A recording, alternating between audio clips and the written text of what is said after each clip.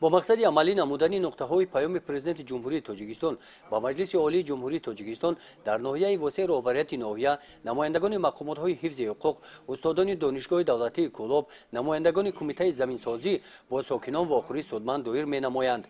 در جماعت دهات به نام رودکی در واخوری با ساکنان دهات ذکر گردید که شغل ساکنان این جماعت دهات اساساً به ساحه باغکاری و تاک‌پروری روانه گردیده است.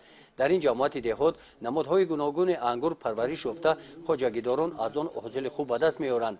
پیشنهاد گردید که در زمینه این محصولات ها اگر کارخانه‌های خرد شربت براری تشکیل کرده می‌شدند، این تدبیرها به جای‌های نوی کاری مساعدت می‌نمودند. خوشبختانه با دستگیری صاحبکاران محلی برای نگاه داشتن انگور سرخانه‌ها تشکیل کرده شده فصل زمستان بازارهای ناحیه و منطقه با انگور تامین کرده می‌شوند.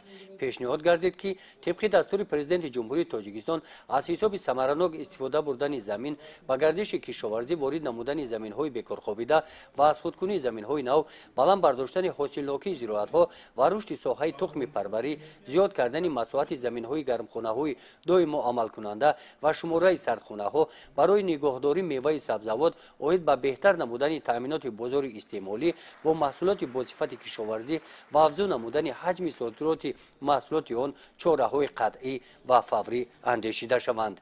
در برآمد نمایندگان مقامات‌های حفظ حقوق قید کرده شد که بلند برداشتن سطح معرفت حقوق اهالی عامل اساسی اعمار دولت حقوق بنیاد، جامعه شهروندی و تامین نمودن ولایت قانون میباشد.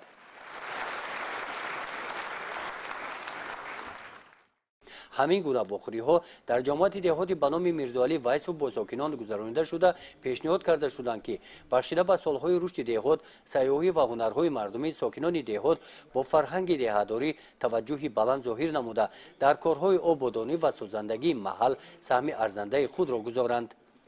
گزارش خواجه نظریف خدای نظر ظهورف از ناحیه واسع برای برنامه اطلاعاتی نوید.